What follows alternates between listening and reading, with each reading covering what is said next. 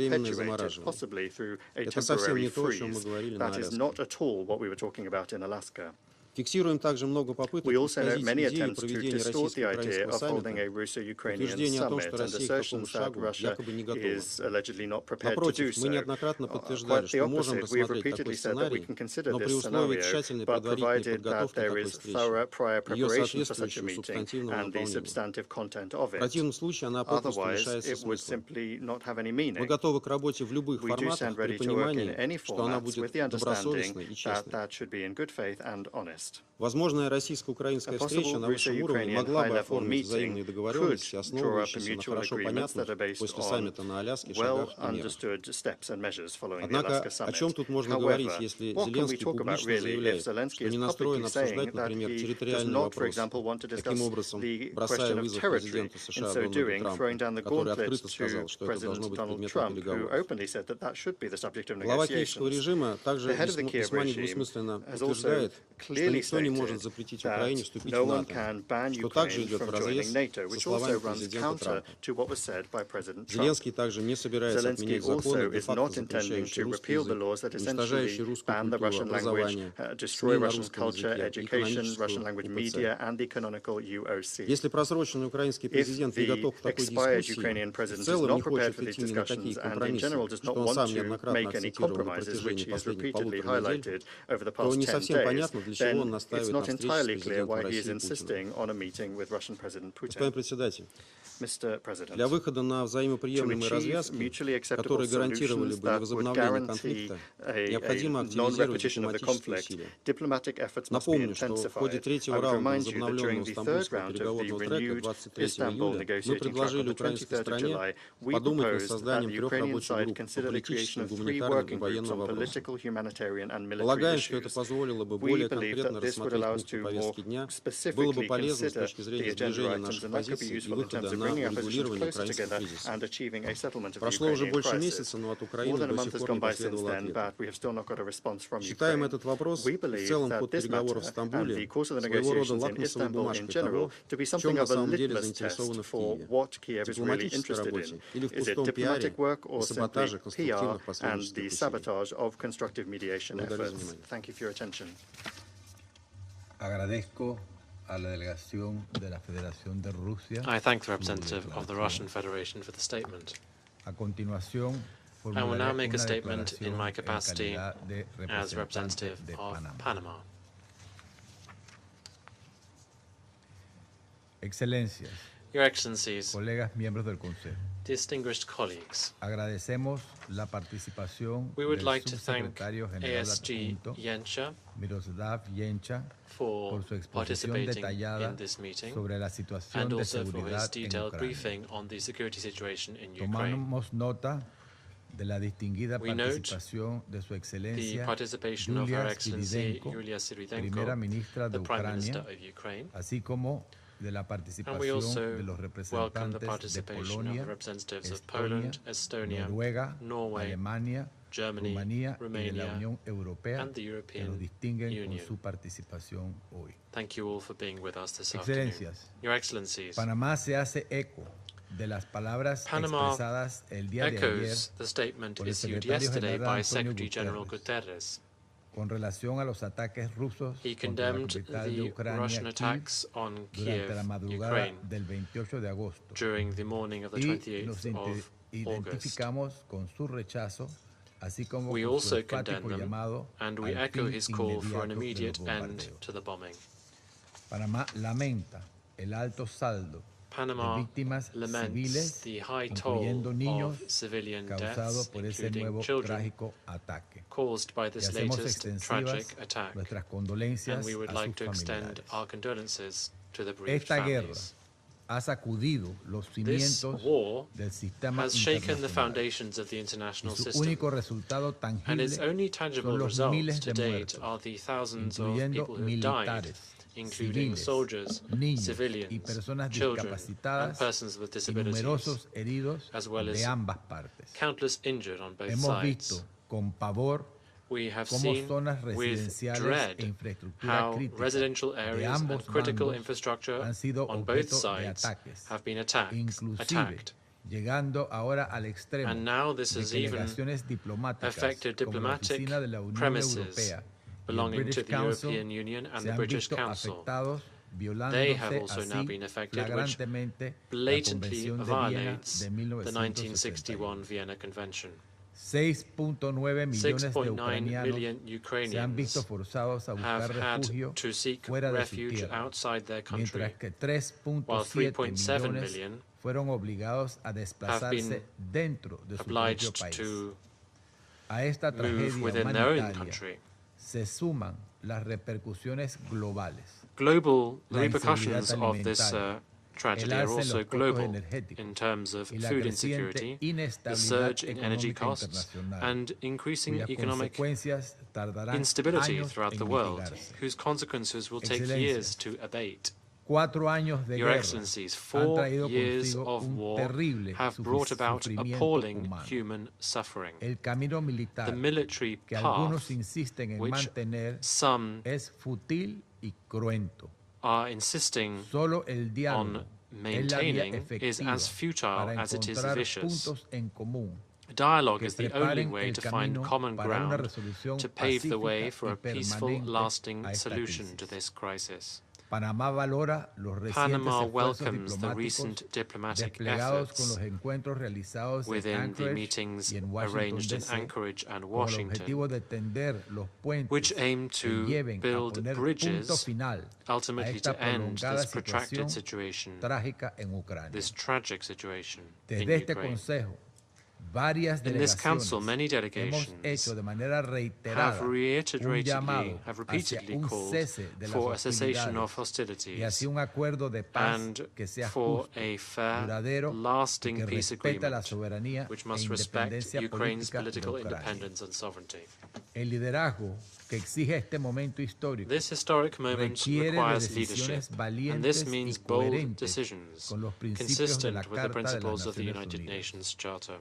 The consequences of inaction are simple: more death, more bloodshed, and more suffering. That is why Panama once again reiterates its support for all diplomatic efforts to be undertaken to curb the violence and to build peace. Thank you. I resume my function now as President of the Council.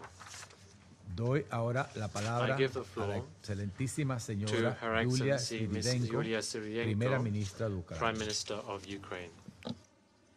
Thank you. Mr. President, I'm honored to address today the UN Security Council, and I'm grateful to the Presidency of Panama for convening this emergency meeting at Ukrainians' request. We ask for this meeting as the Council should not be sidelined in addressing Russia's terror attack yesterday. The Charter entrusts the Council with a primary responsibility to maintain international peace and security. For the people of Kyiv, Kharkiv, Zaporizhia, Sumy, my native Chernihiv, and many other regions across Ukraine, there have been neither peace nor security. Just yesterday night, Russia employed 629 airborne weapons. There were Shahed strike drones and other UAVs. They were cruise, air ballistic missiles. Russia again targeted residential buildings and claimed innocent lives. As of now, 25 people were killed, including 4 children. I just wanted to show some of the photos of people that have been killed yesterday, 25 of them. 63 others were injured, among them 11 children. The youngest victim was a girl, not yet 3 years old. Born under Russian shelling in October 2022, she was killed by Russian shelling in August 2025. Among other civilian facilities, the strike also severely damaged the premises of the EU delegation to Ukraine. An attack on a diplomatic mission is utterly unacceptable and demands strong condemnation and an appropriate response from the international community. We are grateful to all who have expressed solidarity with Ukraine and its people following the Russian heinous attack. I would particularly like to thank the UN Secretary General for his strong condemnation of Russian shelling and for supporting efforts to achieve a just, comprehensive, and lasting peace in line with the UN chapter. President Zelensky spoke with the Secretary General yesterday to discuss the necessary steps to stop the killings. At the same time, alongside words of support, we value concrete action that both strengthen our defense capabilities and save human lives. Ukraine urgently requires additional air defense systems to protect our people, to protect our territory, as well as long-range strike capabilities to neutralize Russian military facility from which attacks are launched. Distinguished members, let me be clear. These killings are deliberate acts of terror.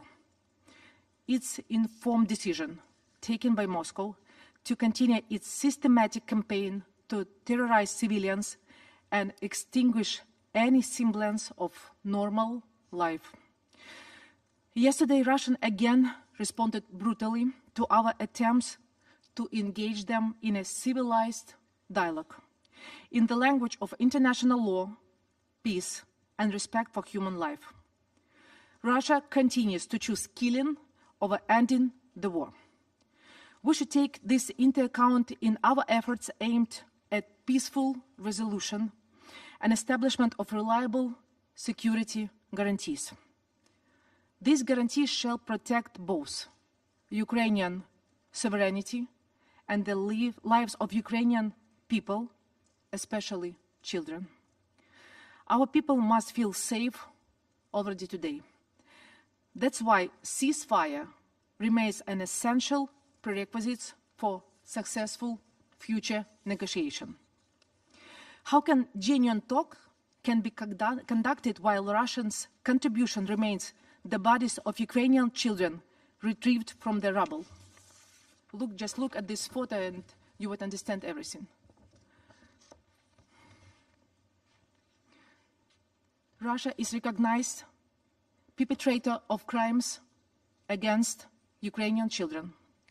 For the third consecutive year, Russia has been placed on the shame list in the Secretary General reports on children and armed conflict.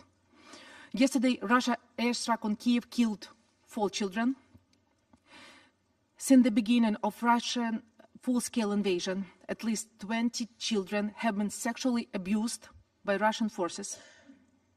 Another 2,139 have been wounded, and 2,193 remain missing. Tens of thousands more have been stolen.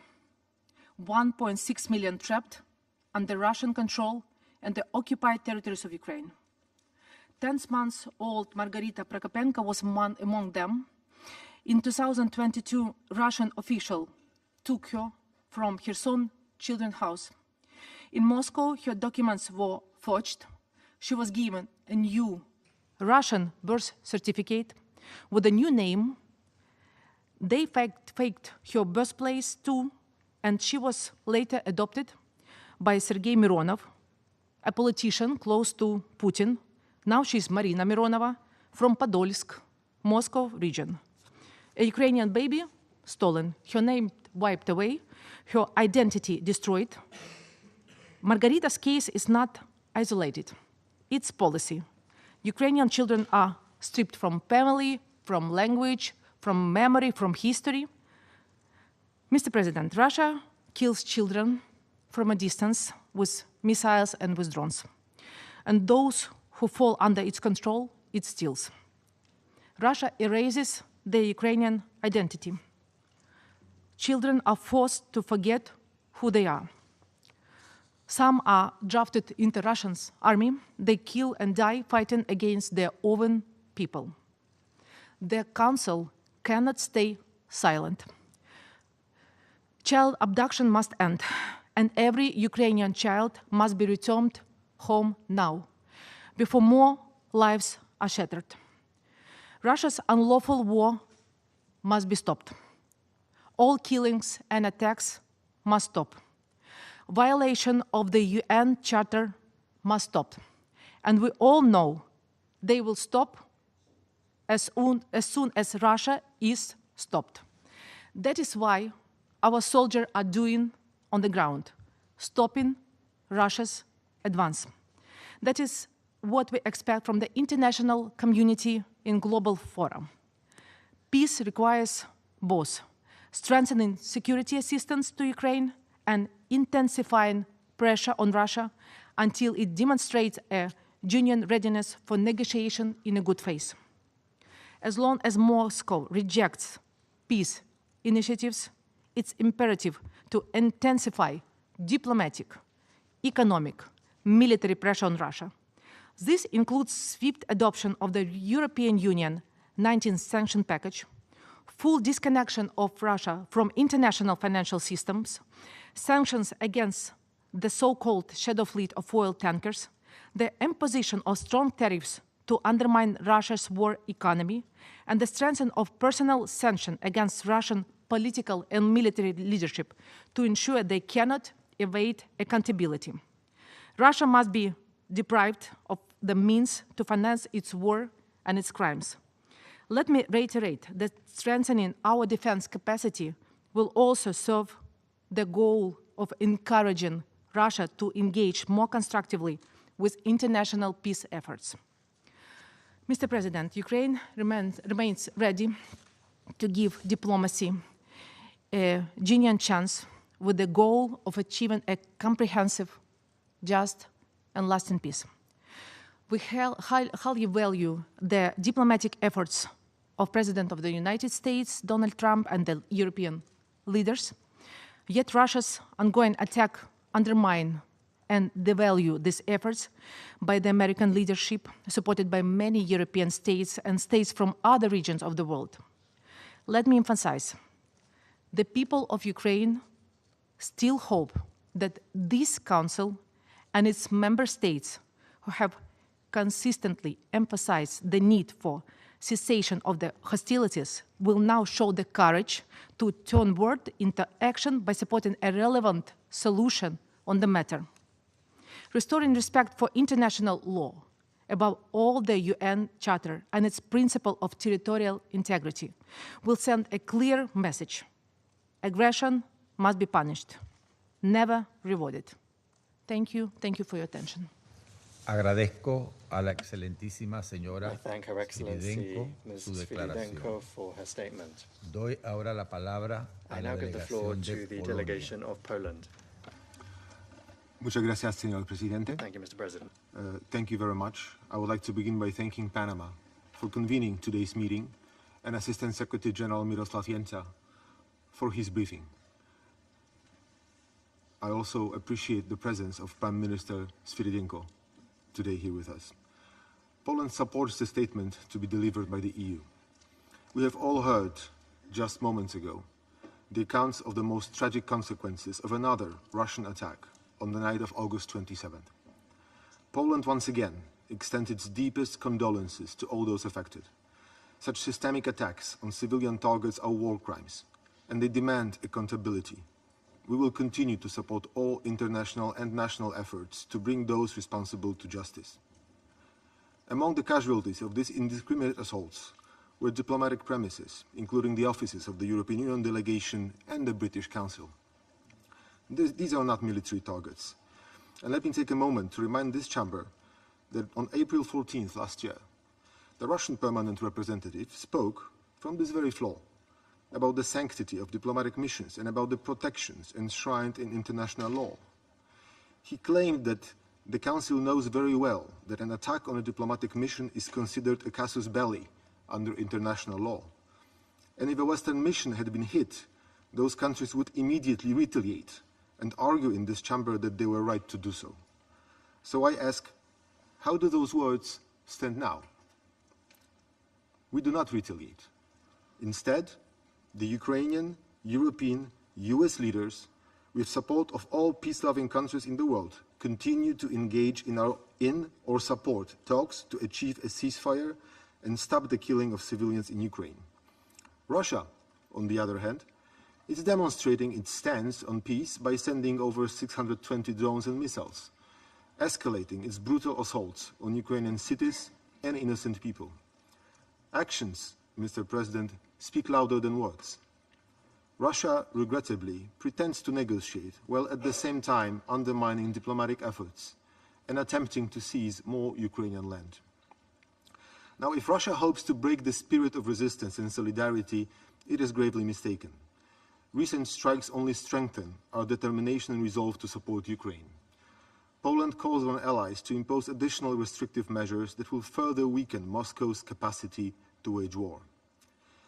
We all know the truth. Russia is facing growing economic and social pressure. And because of this, it wants to force its maximalist goals on Ukraine. And it wants to do it fast. But let me be clear, Russia's blatant disregard for peace cannot and will not go unanswered. Russia will be held accountable. We will apply sustained pressure, and we will stand firmly by Ukraine's side. Mr. President, I took note that the Russian representative fled the room filled with the representatives of international community that he believes were sardines. But perhaps it is a good omen, because indeed it does take a collective unity and resolve of all of us, the members of international community, to force Russia to abandon its terror tactics, engage in genuine negotiations, and, just like the Russian representative, go home. I thank you, Mr. President.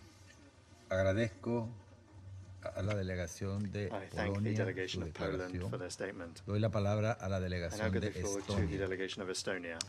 Thank you, President. Your Excellency, Prime Minister, I speak on behalf of the Baltic states, Latvia, Lithuania, and my own country, Estonia. We align ourselves with the statement of the European Union. We thank ASG Gencha for his briefing and the Presidency for convening us at this critical moment. Despite international efforts, it is evident that Russia has no intention of agreeing to a ceasefire. Putin does not seek even a temporary ceasefire, let alone a lasting peace. Every time he has made promises of hope to the international community, to the Security Council, or to mediators such as the United States, Ukrainians have instead been met with yet another wave of brutal and devastating attacks. The most recent attacks in Kyiv on August 28 are a clear example of that. It was the second largest aerial attack since the start of the full-scale invasion, involving over 600 drones and missiles, coming just weeks after the Alaska summit between President Trump and Putin, where the Kremlin leader was trying to deceive us into believing he sought peace. These attacks left at least 23 Ukrainian civilians dead, among them 4 children. Among those killed was a 2.5-year-old child, born after the full-scale invasion and killed before ever knowing peace. Sadly, this story is just one among countless tragedies, where lives have been ruined or lost since February 2022. Behind every figure lies a human tragedy: families torn apart, children illegally deported, homes destroyed, communities shattered. Furthermore, the recent attacks on August 28 targeted and damaged also the European Union and the British Council offices in Kyiv. This demonstrates that Russia will not cease its campaign of terror against Ukraine, even striking diplomatic facilities in clear violation of the Vienna Convention. Russia only pretends to have a desire for peace while relentlessly pursuing its goal of subjugating Ukraine and reshaping Europe's security order to fit its own designs. President, just a few days ago, on August 24, Ukraine marked its Independence Day. It is profoundly disturbing that in the 21st century, a European country, a full member of the United Nations, must celebrate its independence while almost 1/5 of its territory remains brutally occupied by a permanent member of the Security Council, the very body created to protect, not to undermine or destroy. Yet Ukraine has shown remarkable courage and resilience in defending its sovereignty and statehood against aggression. We pay tribute to the determination of the Ukrainian people and reaffirm our unwavering support to Ukraine's independence, freedom, territorial integrity, and sovereignty. Our message is clear. Russia is the aggressor. Its imperialistic objectives remain unchanged. The root cause of this war lies in Putin's refusal to accept the collapse of the Soviet Union. And a just and lasting peace must be grounded in the principles of sovereignty, territorial integrity, and international law. The occupation of any territory of Ukraine by Russia will never be recognized by the international community, neither de jure or de facto. Russia must be held fully accountable for the crime of aggression and for every war crime committed. Perpetrators must face justice, including through a special tribunal for the crime of aggression. There can be no lasting peace without accountability. The Baltic states stand with Ukraine for as long as it takes. Defending Ukraine means defending the sovereign equality of all member states, large and small, the core principle on which the United Nations was founded. Mr. President, as I speak here now, there are currently another attack on Ukraine underway, where planes and drones are in the air. So this is the situation we're right now. I thank you. Agradezco a la delegación de I thank Estonia the delegation of Estonia for their statement. Cedo la palabra a la I give the declaración floor de to Noruega. the delegation of Norway. Mr. President, I have the honor to speak on behalf of the 5 Nordic countries, Denmark, Finland, Iceland, Sweden, and my own country, Norway. Thank you, President, for convening this emergency meeting.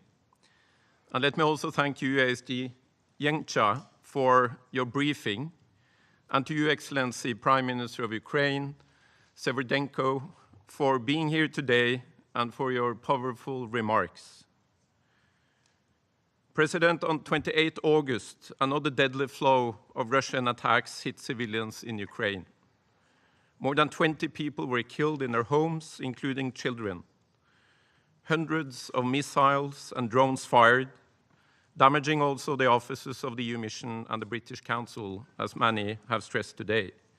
We echo the Secretary General's and Council members' principled condemnation of these attacks. Once again, Russia has demonstrated its complete disregard for civilian lives and also diplomatic missions. The aim is clear: to spread terror and undermine efforts to end the war. Our response is even stronger support for Ukraine. President, Russia's war of aggression against Ukraine remains a blatant violation of international law. We commend all member states who stand up for Ukraine and its sovereignty and territorial integrity. International law is universal. It must be respected everywhere, at all times. We expect all members of this Council and of the UN to reaffirm a core principle of the UN Charter that international borders must not be changed by force. Since the annexation of Crimea in 2014, Russia's strategic aim of subjugating Ukraine has remained unchanged. The list of unfolding horrors in Ukraine, many of which may amount to war crimes, are causing immense human suffering. Russia must end this war. It must end its meaningless bloodshed. President, a full and unconditional ceasefire is the necessary first step. Ukraine has been ready for a ceasefire for several months. Only Russia stands in the way. Peace in Ukraine cannot be negotiated without Ukraine's participation. Security guarantees will be needed. The people of Ukraine need a comprehensive, just, and lasting peace in accordance with international law, not a pause for Russia to prepare for renewed aggression. The Nordic countries are ready to play an active role in combining the efforts of the coalition of the willing with those of the US to ensure the strength of these security guarantees. There must be no limitations on Ukraine's armed forces or on its cooperation with third countries.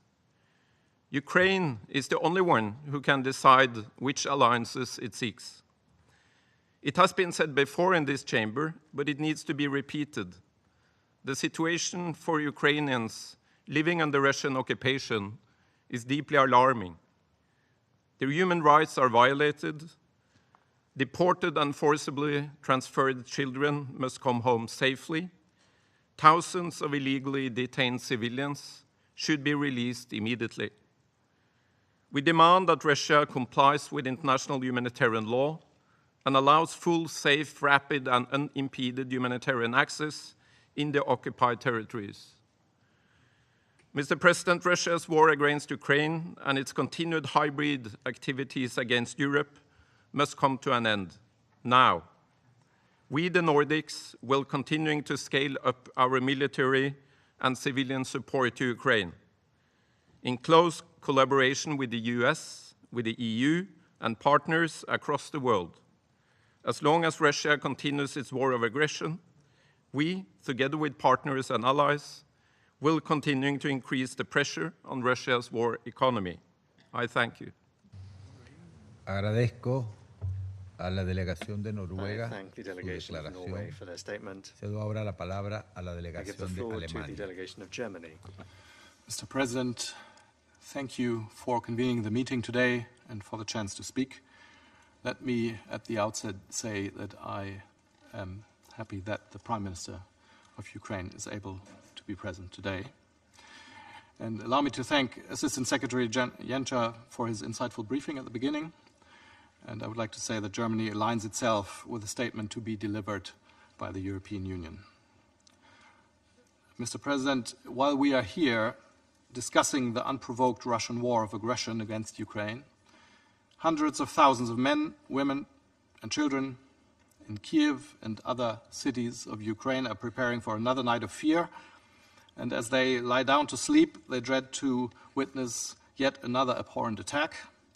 An attack such as the one 2 days ago, where, as the Prime Minister said, 25 people lost their lives, including 4 children, in this brutal Russian airstrike.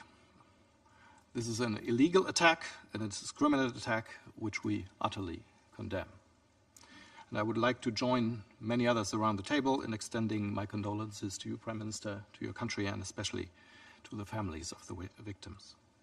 Of course, just as many others, we were shocked to learn also that the building of the EU delegation and the British Council suffered serious damages, and of course that a security guard of the British Council was injured and hospitalized through this attack. 2 facts remain evident after these attacks. First of all, that Russia has demonstrated again its blatant disregard of the most basic norms of international law and international humanitarian law. And secondly, that the Ukrainian people continue to show admirable resilience and determination in defending their country and their sovereignty. Mr. President, I think we have to all ask ourselves what the intention of Russia is and why Russia is conducting these indiscriminate attacks against innocent civilians.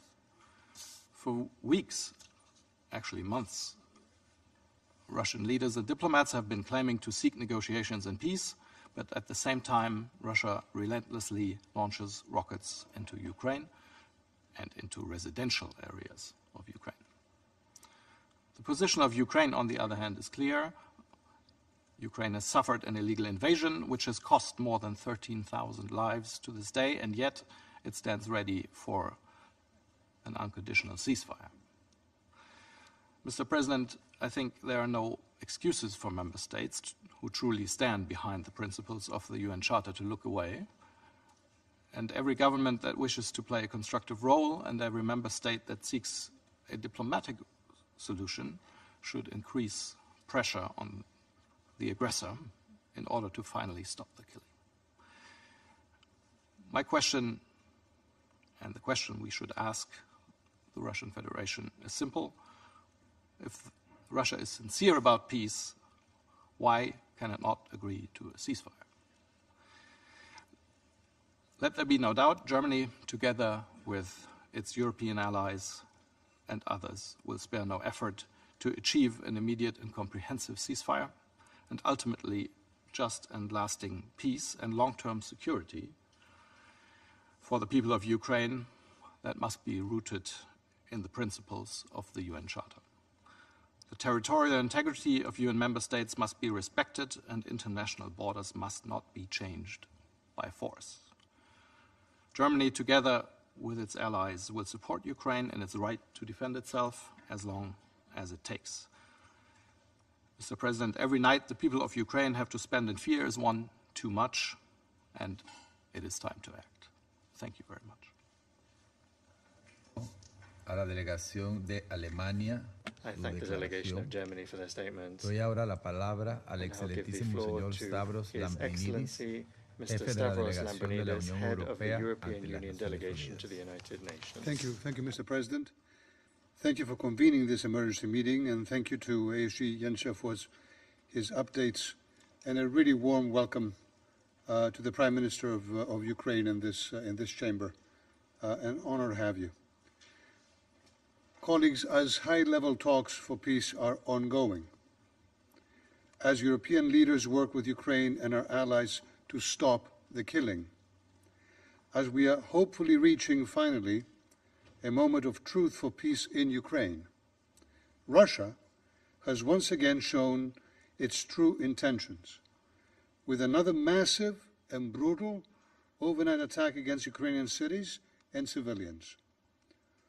Ordinary civilians, including children as young as 2 years old, have paid the ultimate price for Russia's unprovoked, unjustified, and illegal aggression. Without the effective intervention of Ukrainian air defenses, who reportedly destroyed 589 out of 629 Russian drones and missiles, the civilian toll would have undoubtedly been dramatically higher. I was shocked to learn that multiple Russian missiles also struck close to the EU delegation in Kyiv, causing severe damage to our premises by the shock waves. Fortunately, none of our colleagues were injured, but a security guard at the British Consul was. I thank many of you in this room and outside for your statements of solidarity and concern, which I promise you I will convey to my colleagues in Kyiv. We will, of course, not be intimidated.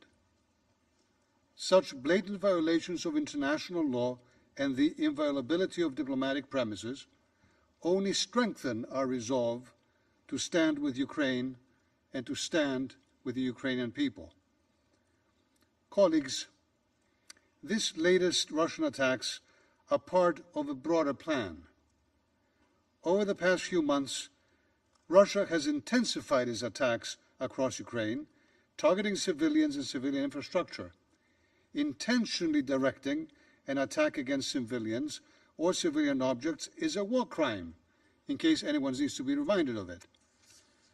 The increasingly tone-deaf and hypocritical statements the Russian Federation makes in this chamber simply underscore the cynical intentionality of their continued aggression against a sovereign country, a free country, and blatant violations of international law. Our objective, dear friends, remains clear. The European Union supports an immediate, full and unconditional ceasefire. We also welcome the efforts of the United States to seek an end to Russia's war of aggression and to stop the killing.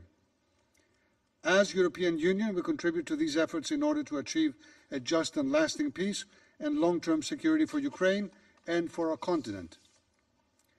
I urge all members of this Council to use their influence and maximize pressure on Russia now to accept an immediate ceasefire and to work towards a just and lasting peace in Ukraine. In addition, the European Union strongly condemns support by third countries and actors and entities therein, which enable Russia to sustain its war of aggression. We urge all countries to immediately cease any direct or indirect assistance to Russia in its war of aggression. Russia and its leadership must be held fully accountable for waging a war of aggression against Ukraine and for these other serious crimes under international law, as well as for the damage, the massive damage caused by its war. Colleagues, on the 21st of August, we celebrated Ukraine's Independence Day. we celebrated the exceptional resilience of Ukrainians and what they have demonstrated, the courage, the bravery in defending their right to exist as a country. Russia's continued aggression and neo-colonial actions remind us that independence and freedom can never be taken for granted. That is why the European Union will remain united in providing political, financial, economic, humanitarian, military, and diplomatic support to Ukraine as it exercises its inherent right of self-defense. Mr. President, in closing, we will continue to stand shoulder to shoulder with Ukraine in defense of the UN Charter and international law. I respectfully submit that this Council, without any wavering or any hesitation, do the same. At a time when Russia intensifies its killings and continues to pursue its illegal objectives instead of peace. Thank you. I thank His Excellency Mr. Lambrinidis for his statement. I now give the floor to the representative of Romania. Thank you, Mr. President, and thank you for allowing my delegation to take the floor this afternoon, the last day of your presidency, which you very steered very ably. The sense of urgency in asking to allow Romania to participate in this meeting is given by the latest massive and successive attacks undertaken by Russia against Ukraine in the last 48 hours, and even more than that. I want to thank ASG Yencha for the briefing, but I want to acknowledge very importantly the key points that the Prime Minister Zviderenko made today. I also want to put on record, Mr. President, the regrettable nature of the comment made by a permanent member of Security Council disregarding the legitimate and genuine interest of the wider international community to a matter that is so relevant for the international peace and security. We do that now, as we do on many other occasions and many other issues, and I think this is the message that is echoed from this chamber, that the international community, supporting the mission of the Security Council and enabling this council, this body, which created so many expectations around the world, to fulfill the ambitions and the goals of the UN Charter. And it's very much important to continue to respect each other and to continue exactly along a path of cooperation, understanding, with the principles of international law and the Charter at the core of our work. Now, the latest missiles attack on Kyiv on 27th of August was followed less than 24 hours later by a drone attack on a Ukrainian ship on the Danube Delta near the Romanian border and near the Black Sea. We are waiting for further details about the impact of the attacks, but the civilian lives of those living nearby the Danube River were irresponsibly put at risk. In this context, I would like to put on record our strong condemnation of Russia's continuous and indiscriminate attacks affecting the sovereignty of Ukraine in the immediate vicinity of Romania.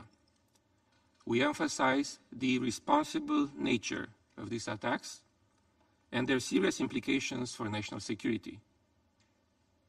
We are appalled by the frequent and large missiles and drone attacks on Kyiv, targeting civilians, civilian infrastructure, and again, diplomatic compounds. And we stand in solidarity with our partner countries, with Ukraine, and we continue to support Ukraine as long as it takes to reject this blatant aggression.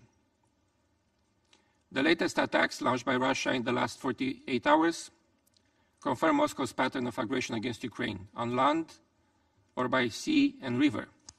The war triggered by Russia affects maritime security on the Black Sea and the commercial shipping, both regionally and globally. And these continuous attacks are not the path to peace. And we need peace.